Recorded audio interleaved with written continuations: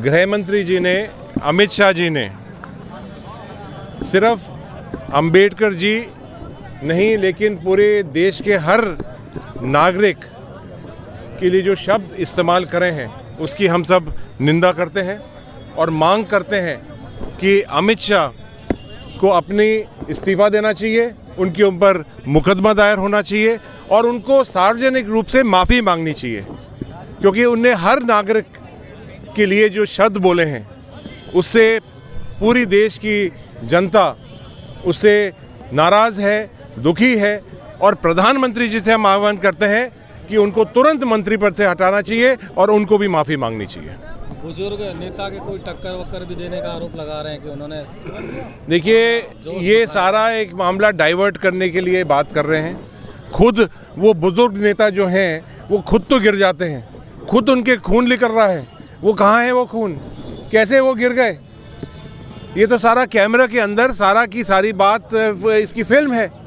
तो ये खुद बात डाइवर्ट करने के लिए एक बुजुर्ग नेता को खुद ही जो शहीद कर रहे हैं, उनका बस चले तो उनको मार भी दें और उसका कहीं मामला डाइवर्ट हो जाए। देश के गृह मंत्री के द्वारा संविधान निर्माता बाबा साहब अम्बेडकर पे जिस प्रकार से टिप्पणी की गई है वो निंदनीय है।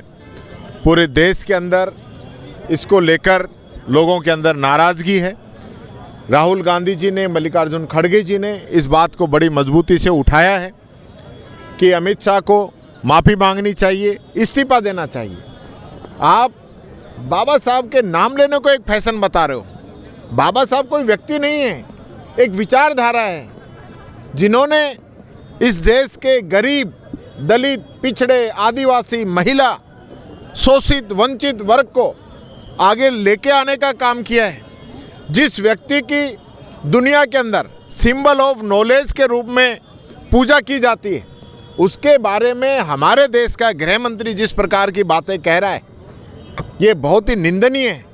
ये इस राजनीति को, इस देश को कहाँ लेके जाना चाहते हैं, इनको विचार करना पड़ेगा कि हम ऐसे व्यक्ति के लिए टिप्पणी कर रहे हैं जिस व्यक्ति का पूरा जीवन संघर्षों में बीता हो, जिस व्यक्ति ने किस परिस्थितियों के अंदर पढ़ाई की, किन परिस्थितियों के अंदर विदेश में जाके पढ़ाई की, किन परिस्थितियों के अंदर उसका बचपन बीता और उसके बाद उस व्यक्ति ने पूरे देश और दुनिया के अंदर जो नॉलेज, जो ज्ञान, जो और जनता के लिए बांटा, उसके लिए इस प्रकार की बातें बीजेपी करती है।